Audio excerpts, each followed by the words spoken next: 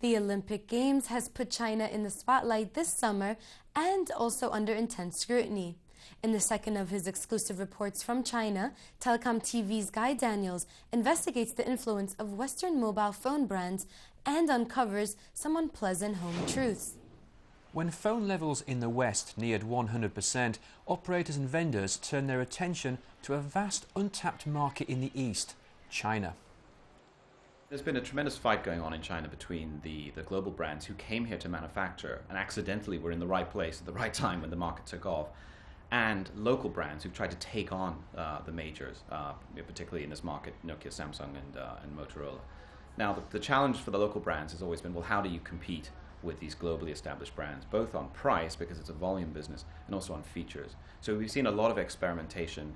About 3-4 years ago, we saw the Chinese almost approach 50% of the market. They've dropped way back down now. The problem being that this is a scale business. This business is globally. To win in China, you have to win globally and vice versa.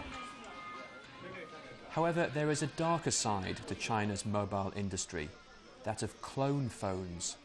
Like fake fashion goods and perfume, they may look very similar from a distance, but that's where the similarity ends. TelecomTV went undercover in Shanghai to unearth the clones and to find out how good or bad they actually are. This inauspicious department building in Shanghai hides 5 floors of mobile phone retailers, everything from new phones and numbers to replacement parts and repairs. The choice is overwhelming, and not a tourist in sight. This is strictly for the locals. Apple's much-hyped iPhone is still not officially available in China, but TelecomTV received a tip-off about iPhone clones for sale right here in Shanghai. And within 30 minutes, we found one. How much is that one? It's 550. Is it? Yeah. $100 gets you a SIM-free iPhone. Or does it? This iPhone lookalike boots up with Windows, or rather Windows lookalike, and unlike the Apple iPhone, it has a stylus, a video recorder and 2 SIM slots. An iPhone it most certainly is not, and that's despite the rubbish that's printed on the box. And if Apple isn't your cup of tea, how about the latest Nokia? The Express Music 5700. It's only a couple of months old, except it's not. It's the Nokia.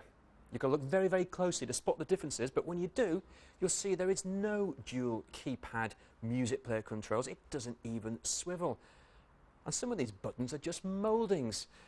But it does have a second video camera on the front, which the original does not, and it does have 2 SIM cards. And just listen to this baby boot up. The good news for the legitimate handset industry is that the Chinese consumers increasingly want the real deal. And it's not that easy to find these lookalikes. The demand just isn't there anymore.